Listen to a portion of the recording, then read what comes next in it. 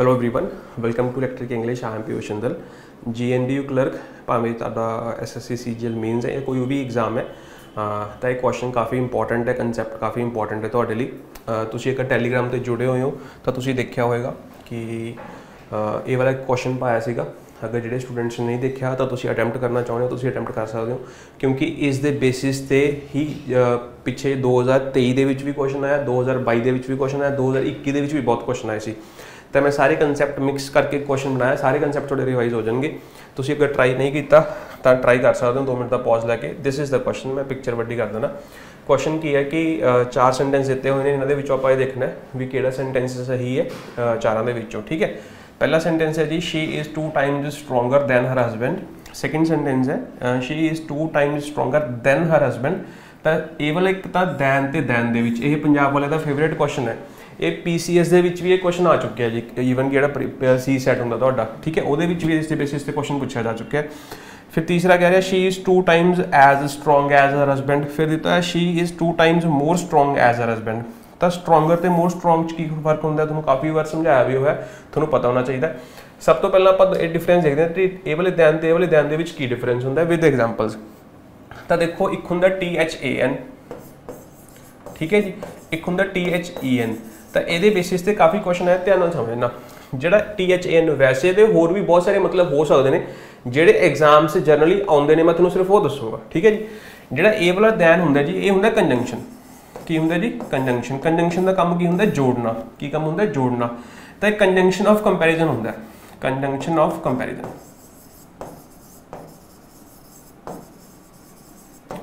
जिथे आप दो चीज़ों को कंपेयर करते हैं, जनरली दो चीज़ों को कंपेयर करने लिए आप किहड़ी डिग्री का यूज़ करते हैं। जिवें मैं लिखा गुड, गुड किहड़ी डिग्री है जी? पॉजिटिव डिग्री है। ठीक है, फिर अच्छा मैं लिखा बेटर, बेटर किहड़ी डिग्री है जी? कंपैरेटिव डिग्री है। कंपैरेटिव डिग्री का मतलब की है? जिथे 2 यूनिट्स का कंपैरिजन होंदा है, 2 यूनिट्स का कंपैरिजन होंदा है। ठीक है, अच्छा फिर किहड़ी डिग्री होंदी है जी? सुपरलेटिव। सुपरलेटिव का मतलब की होंदा है? 1 वर्सेस ऑल, जिथे एक का कंपैरिजन होवे सब दे नाल। ठीक है जी, इत्थे की कंपैरिजन होंदा है? 1 वर्सेस अनदर। ठीक है, तो जो 1 वर्सेस अनदर 2 यूनिट्स का कंपैरिजन होंदा है, उत्थे आपां किहड़ी यूज़ करते हैं? कंपैरेटिव डिग्री यूज़ करते हैं। तो जनरली उत्थे ही थोड़ा कंजंक्शन होंदा THAN वाला। ठीक है, जिवें मैं सेंटेंस लिखा, she is taller blank you. तो हुण तुसीं देखोगे उरे शी का कंपैरिजन हो गया किहदे नाल? यू दे नाल हो गया। तो मतलब किहड़ी डिग्री यूज़ करांगे? Comparative degree. Comparative degree use की है ना, पॉजिटिव डिग्री तो नहीं यूज़ की। पॉजिटिव डिग्री की कहनी चाहिए? टॉल। अगर तुम इन्ना लिख देंगे शी इज़ टॉल, तो उरे ये कंपैरिजन नहीं हो रहा शी का, तो इस करके उरे पॉजिटिव डिग्री ठीक सी। लेकिन जो ही तुम शी का यू नाल कंपैरिजन शुरू करना, उदों आपां नूं कंपैरेटिव डिग्री का यूज़ करना पऊगा। तो कंपैरेटिव डिग्री यूज़ कर ली। हुण शी ते ए वाली क्लॉज नूं ते वाली क्लॉज नूं लिंक करने लई किहड़ा कंजंक्शन यूज़ कर रहे हैं? कंजंक्शन ऑफ कंपैरिजन, जो कि आपां यूज़ कर लिया THAN। समझ आ गया जी? इन्नी गल तुहानूं समझ आ गई। जिहड़ा THAN हुंदा है, कंजंक्शन ऑफ कंपैरिजन हुंदा है। यह कदों यूज़ करते हैं? जो भी आप 2 चीज़ों को कंपेयर करते हैं। ठीक है, होर भी काफ़ी यूसेजेस वगैरह होंगे ने, जनरली इस दे बेसिस ते ही एग्जाम च क्वेश्चन पूछा जाता है। ठीक है, हुण THAN वाला, जो THAN वाला इनू ध्यान नाल समझ लो। यह हुंदा जी अपना एडवर्ब। यह हुंदा जी adverb. Adverb of what? Adverb of time. Adverb of time. तो सपोज कर लो कि मैं लिखा नाउ। नाउ की है जी? प्रेजेंट की है जी? प्रेजेंट है। ठीक है, अच्छा एक्चुअल नाउ का है एडवर्ब, मैं तुहानूं दसदा जिवें है ना, इसदा मतलब की हुंदा? मतलब की हुंदा at this movement. At this movement. ठीक है, जदों इहदा मतलब एट दिस मूवमेंट है, तो तुसीं दिस ते दैट दे विच डिफरेंस पढ़िया होगा। दिस हुंदा, एक हुंदा दैट हुंदा। जिहड़ी चीज़ मेरे कोल है, जिहड़ी चीज़ स्पीकर के नेड़े है, उहदे लई दिस वर्ड यूज़ करोगे, दैट यूज़ करोगे। मार्कर मेरे हत्थ दे विच है, तो इहदे लई दिस मार्कर होगा, दैट मार्कर होगा। दिस मार्कर होगा क्योंकि मेरे हत्थ दे विच है, नेड़े है, तो दिस मार्कर। जिहड़ी चीज़ नेड़े है, नियर है। ठीक है, अच्छा हुण जिहड़ी चीज़ दूर है, सपोज करो कि वो मैं सामने क्या AC लग्या है, फैन लग्या हुआ है। ठीक है, तो दिस AC है, दैट AC, दैट वो दूर चला गया। ठीक है, दैट AC। तो जिहड़ी चीज़ की हुंदी है फार हुंदी है, दूर हुंदी है। तो हुण सेम वे अगर तुसीं लिखदे हो THEN, तो THEN इहदे कंट्रास्ट दे विच लिखिया जांदा है। तो यह अगर इहदा मतलब की हुंदा? THEN का मतलब हुंदा एट दैट मूवमेंट। की मतलब हो गया? That movement. ਹੁਣ ਜਿਹੜਾ ਦਿਸ ਹੈ ਇਹ ਨੇੜੇ ਹੈ ਦੂਰ ਹੈ, ਨੇੜੇ ਹੈ।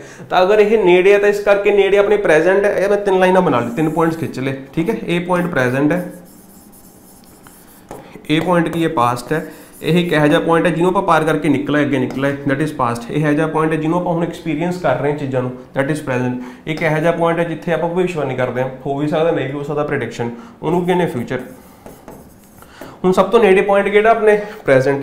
ਤਾਂ ਇਸੇ ਕਰਕੇ ਜਦੋਂ ਦਿਸ ਦਾ ਨਾउ ਦਾ ਮਤਲਬ ਹੀ ਐਟ ਦਿਸ ਮੂਵਮੈਂਟ ਹੈ, ਤਾਂ ਇਸੇ ਕਰਕੇ ਹੀ ਤੁਸੀਂ ਇਹ ਕਹਿ ਸਕਦੇ ਹੋ ਵੀ ਇਹ ਕੀ ਹੁੰਦਾ, ਪ੍ਰੈਜ਼ੈਂਟ ਹੁੰਦਾ ਜੀ। ਐ ਸਮਝ ਲਓ, ਠੀਕ ਹੈ ਜੀ, ਇੰਨੀ ਗੱਲ ਸਮਝ ਆ ਗਈ। अच्छा दैन का मतलब की हो गया एट दैट मूवमेंट। हूँ दैट मूवमेंट का मतलब की है जी सॉरी मूवमेंट सॉरी जी चीज़ दूर अपने। हूँ दूर कि चीज़ है, दूर पास्ट भी है, दूर फ्यूचर भी है। तो इस करके जो एट दैट मूवमेंट है दैन जोड़ा है ये तो पास्ट भी हो सकता है, ये तो फ्यूचर भी हो सकता है। ये डिपेंड करता थोड़े कंटैक्सट से, ठीक है। तो जो तुम दैन लिखते हो जनरली ये पास्ट के लिए यूज होता है क्योंकि आप कंटैक्सट को पढ़ते हैं, लेकिन फ्यूचर के लिए भी यूज हो सकता है क्योंकि वो भी दूर है अपने, ठीक है। हुण तुसीं देखिया होगा जो भी नरेशन के हुंदा आपां नाउ नूं दैन दे विच चेंज करते हैं। क्यों करते हैं? क्योंकि आपां हमेशा पास्ट के विच मूव कर लेने, क्योंकि हुण वाला पॉइंट तो नाउ हुंदा, जो आपां अगे जाके इंटरैक्ट दे विच चेंज करते हैं वो चीज़ दूर हो जाती है, निकल जाती है, तां करके वो दैट बन जाता है। दैट बन जाता तां करके वो की बन जाता, दैन बन जाता है। तो बेसिक क्लीयर होंगे तो तुहानूं अगे चीज़ां अपने आप ही क्लीयर होंदियां जाणगीआं, ठीक है जी। हुण जो हुण इन्हां दोनों दे विच क्लैरिटी आ गई कि ये की डिफरेंस होंदा है दैन ते दैन दे विच, क्लीयर हो गया। मैं दोबारा दस देना, जो THAN दैन होंदा जी, ये कंजंक्शन ऑफ कंपैरिजन है, जिथे आप दो चीज़ों को कंपेयर कर रहे हैं। अगर आप उत्थे दो चीज़ों को कंपेयर कर रहे हैं तो दो क्लॉजेज को बेसिकली जोड़ रहे हैं। जो आप दो क्लॉजेज को जोड़ते हैं तो जोड़ने के लिए आपको किहड़ा कंजंक्शन यूज करते हैं, दैन। हुण तुसीं कहोगे भी आ वाली तो क्लॉज है, ये वाली तो क्लॉज नहीं है, ये तो ऑब्जेक्ट है। ऑब्जेक्ट नहीं बच्चे, ये भी क्लॉज है। UR उरे अंडरस्टूड होंदा है, कल भी समझाया सी, जिहड़ियां चीज़ां अंडरस्टूड होंदियां उन्होंने लिखण की लोड़ नहीं होंदी, ठीक है। तो दो क्लॉजेज में जोड़ने वास्ते कंजंक्शन ऑफ कंपैरिजन यूज कर लिया THAN। जो आप टाइम की गल करते हैं तो नाउ के कंट्रास्ट के देखते दैन नूं देखते हैं THEN। नाउ का मतलब की होंदा एट दिस मूवमेंट, दैन का मतलब की होंदा एट दैट मूवमेंट।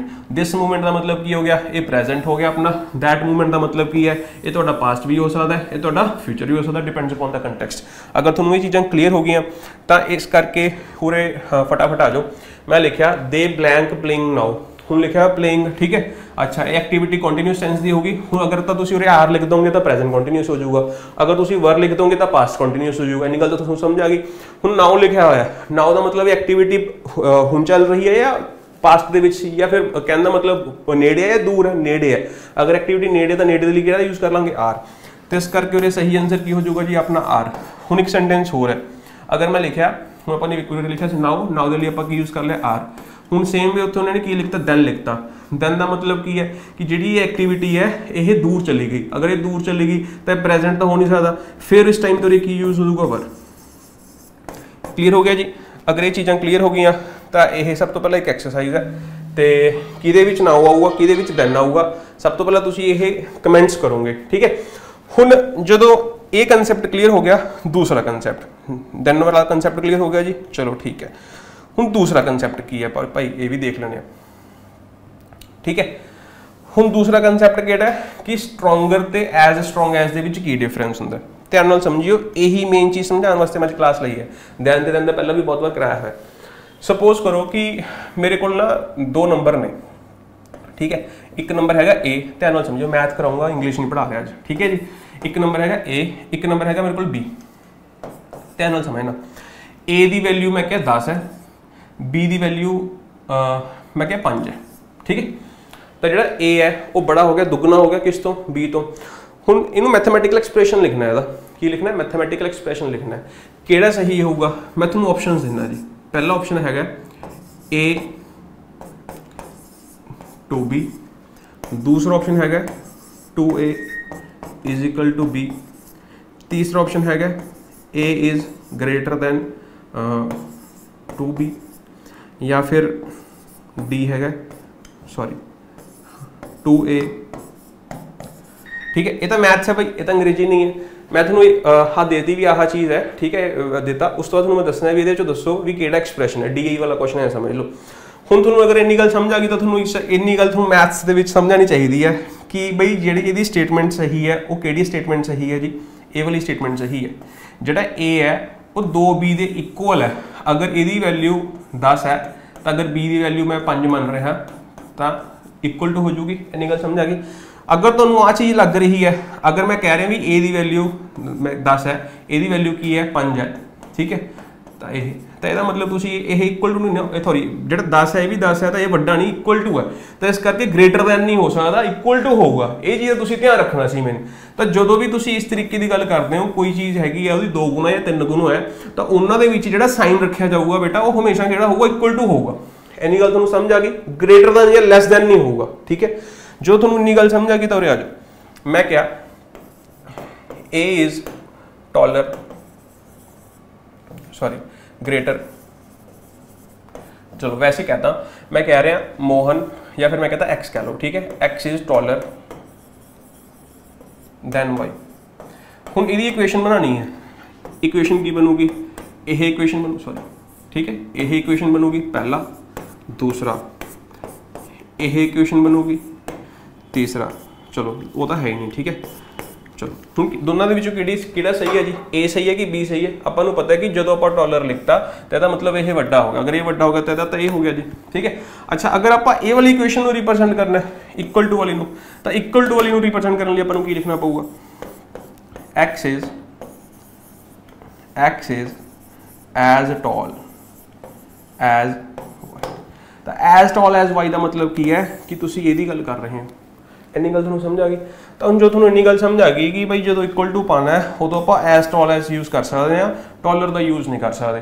फिर जो तुहानू इन्नी गल समझ आ गई तो तुम देख लो, हुण तुसीं इहनूं लिखना, जे मैं लिखा सी ए दी वैल्यू कितनी है 10 है, बी दी वैल्यू कितनी है 5 है, तो ए दा मतलब की है 2b हो गया, यही मतलब है। हुण तुसीं इहनूं अंग्रेजी दे विच लिखना है, की लिखोगे A is 2 times greater than B, तुसी ये लिखोगे, या फिर तुसी लिखोगे A is 2 times as great as B. हुण मैं तुहानू साफ साफ समझा चुके भाई, यदा मतलब तो तुसी उरे की लिखता, इन्हों के किहड़ा साइन यूज़ करता, वाला साइन यूज़ कर ला, आ वाला साइन थोड़ी यूज़ करना है। आपां जो तुसी ग्रेटर दैन यूज़ कर लिया तो आ साइन यूज़ कर लिया, आपां वाला साइन थोड़ी यूज़ करना है, आपां किहड़ा साइन यूज़ करना है, ए वाला।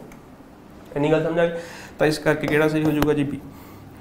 अगर तुम ये चीज़ समझ आ गई तो आ वाला क्वेश्चन से जी, ठीक है। हुण देखो ने जो लिखता 2 टाइम्स, तो 2 टाइम्स उन्हें जो लिखता तो स्ट्रोंगर दैन नहीं लिख सकते। पहली गल तुहानू ये समझाना चाहिए भी ए वाला दैन वैसे सही है, अगर तुम देखोगे ए वाला दैन का टाइम का कम कर रहे हैं, तो टाइम की गल नहीं हो रही बल्कि और कंपैरिजन हो रहा है। अगर तुम कंपैरिजन की ही गल कर रहे हो, अगर तुम स्ट्रोंगर लिखा ही है तो दोनों के तुहानू समझ आ गया ये सही होना चाहिए, लेकिन तुम 2 टाइम्स लिखे, सॉरी 2 टाइम्स लिखा तो करके गलत हो गया, ठीक है जी। हुण तुसी देखोगे she is 2 times as strong as, ता लिखा हुआ है जी, तो इस करके सी सही हो गया। इन्नी गल समझ आ गई। हुण लास्ट वाला तुसी देखोगे भी, लास्ट वाले दे विच जो आपां नूं पता लग ही गया भी जो आप इक्वल टू का साइन पाना हुंदा तो आप एज दा वाला कंजंक्शन यूज़ करते हैं, पेयर यूज़ करते हैं। तो तुसी लास्ट वाले देखोगे दैन लिखा है, दैन का मतलब फिर की है लैस दैन मोर दैन हो गया, तो इस करके वैसे ही गलत है। तो तुहानूं इहदे विच भी डिफरेंस पता होना चाहिए कि मोर स्ट्रोंग ते स्ट्रोंगर की डिफरेंस होंदा है, काफ़ी बार कराया हुआ है, तो ये भी एग्जाम च आया, तुहानूं ये चीज़ पता होनी चाहिए, ठीक है जी। मोर स्ट्रोंग आप कदों यूज़ करते हैं, जो एक कोई सबजैक्ट होवे उहदियां 2 क्वालिटीज़ की गल हो रही है ना, कि वह लंबा भी हैगा तो वह स्मार्ट भी हैगा, लेकिन लंबा ज़्यादा स्मार्ट नालों, उत्थे आप मोर टॉल दैन स्मार्ट लिख देंगे, ठीक है जी। लेकिन जो तुसी एक इंसान का किसी दूसरे इंसान नाल कंपैरिजन कर रहे हो, उत्थे फिर आप टॉलर या स्मार्टर यूज़ करते हैं, जो 2 इंसान या 2 यूनिट्स अलग अलग सबजैक्ट्स होन, ठीक है। तो तुहानूं पता होना चाहिए। बाकी जिहड़ी तुहानूं एक्सरसाइज दी है तो तुसी एक बार जरूर कमेंट करियो भी किहदे विच THAN आऊगा तो किहदे विच THEN आऊगा, ठीक है जी। अज दे लिए इन्ना ही। Thank you so much, all the best, bye.